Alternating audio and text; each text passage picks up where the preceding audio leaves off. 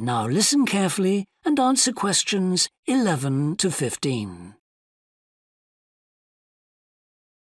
Today we're pleased to have on the show Alice Bussell from the Dolphin Conservation Trust. Tell us about the Trust, Alice. Well, obviously its purpose is to protect dolphins in seas all around the world. It tries to raise people's awareness of the problems these marine creatures are suffering because of pollution and other threats.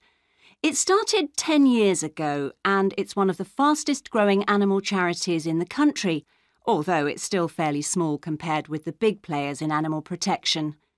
We're particularly proud of the work we do in education. Last year, we visited a huge number of schools in different parts of the country, going round to talk to children and young people aged from 5 to 18. In fact, about 35% of our members use money to support campaigns, for example, for changes in fishing policy and so forth. It hopes soon to be able to employ its first full-time biologist with dolphin expertise to monitor populations. Of course, many people give their services on a voluntary basis, and we now have volunteers working in observation, office work and other things. I should also tell you about the award we won from the Charity Commission last year for our work in education. Although it's not meant an enormous amount of money for us, it has made our activities even more widely publicised and understood. In the long term, it may not bring in extra members, but we're hoping it'll have this effect. Is it possible to see dolphins in UK waters? Yes, in several locations. And we have a big project in the east part of Scotland. This has long been a haven for dolphins because it has very little shipping. However, that may be about to change soon because oil companies want to increase exploration there. We're campaigning against this because although there'll be little pollution from oil, exploration creates a lot of underwater noise. It means the dolphins can't rest and socialise. This is how I became interested in dolphin conservation in the first place. I had never seen one, and I hadn't been particularly interested in them at school.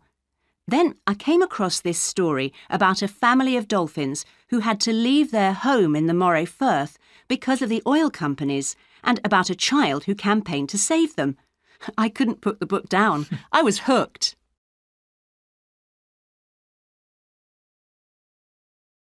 Now listen and answer questions 16 to 20.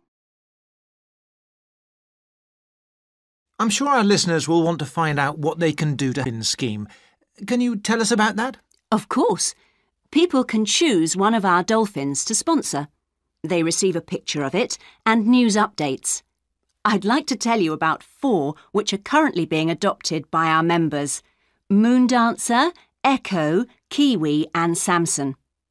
Unfortunately, Echo is being rather elusive this year and hasn't yet been sighted by our observers, but we remain optimistic that he'll be out there soon. All the others have been out in force. Samson and Moondancer are often photographed together, but it's Kiwi who's our real character, as she seems to love coming up close for the cameras, and we've captured her on film hundreds of times. They all have their own personalities. Moondancer is very elegant and curves out and into the water very smoothly, whereas Samson has a lot of energy. He's always leaping out of the water with great vigour. You'd probably expect him to be the youngest. He's not quite. That's Kiwi. But Samson's the latest of our dolphins to be chosen for the scheme. Kiwi makes a lot of noise, so we can often pick her out straight away. Echo and Moondancer are noisy too, but Moondancer's easy to find because she has a particularly large fin on her back, which makes her easy to identify. So, yes, they're all very different. Well, they sound a fascinating group. And how would you go about...